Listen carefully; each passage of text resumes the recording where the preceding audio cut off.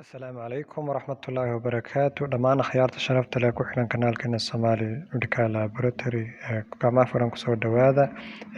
saad hore nooga barateen waxaan idiin soo gudbinaa casharaan la taxalluqa shaybaarka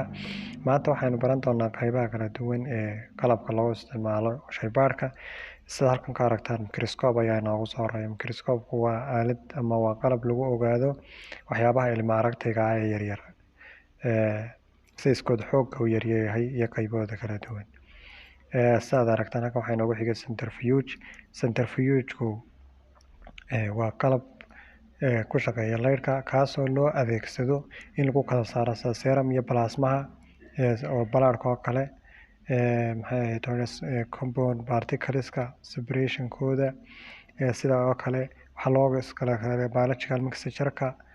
sida DNA RNA iyo borotiinada WBC RBC Bacillus urine analysis waxyaabahaas oo dhan marka loo baahdo in la kala saaro ayaa loo isticmaalaa isticmaalkiisu waa aalada yar godad hoose ayuu leeyahay kaasoo u sahlaya in shayada aad u isticmaalayso uu si sahlan kugu kala saaro sida dhiigga iyo saxarada waxyaabo kasta oo aad u baahatid in loo kala saaro suspension iyo sediment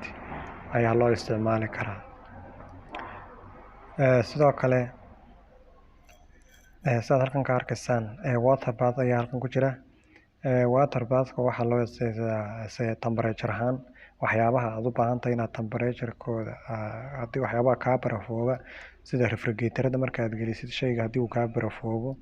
oo kale waxaad samayn kartaa inaad barafka ka saartid oo dhalaalisid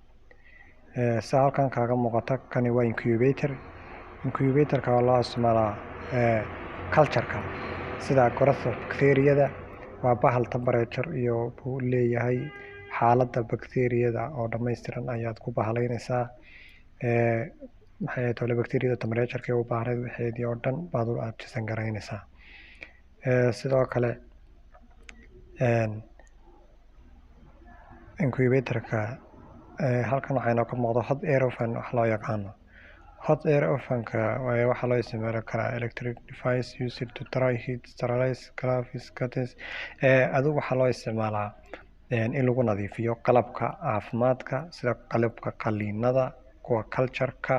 meediyayaasha waxyaabahaas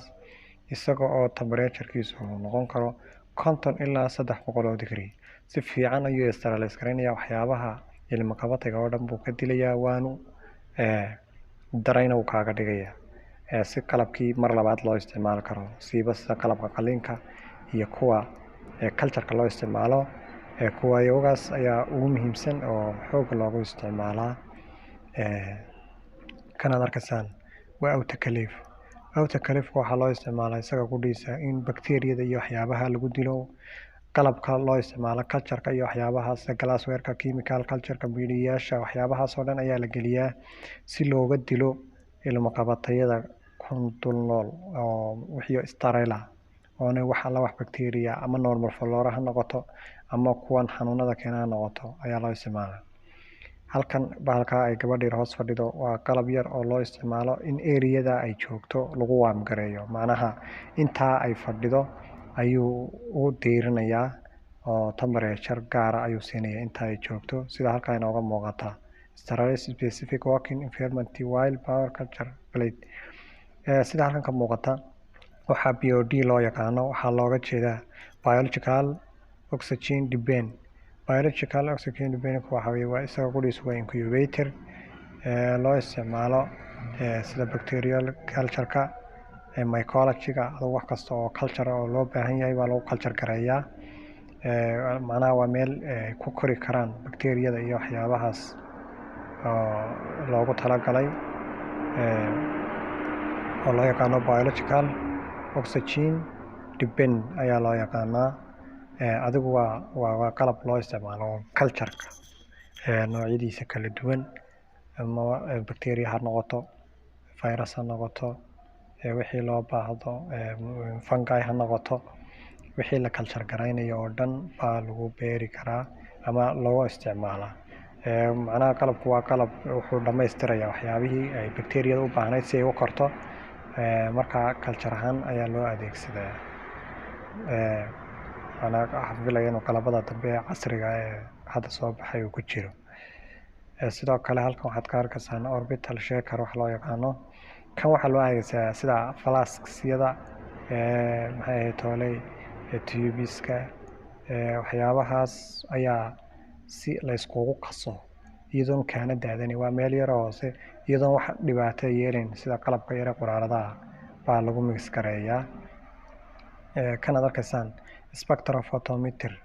ayaa loo yaqaan. Spectrophotometer means waa light sensitivity function wavelengths commonly used measure to combination of common equal solution. Macnaha spectrophotometer waxa weeye waa lightka waxyaabahan light cabirayaasha ayaa loo yaqaanaa. Ma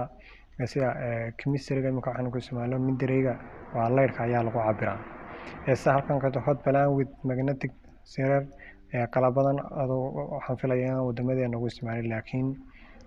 waxaa loo isticmaalaa solutionada qaar in lagu miisaamo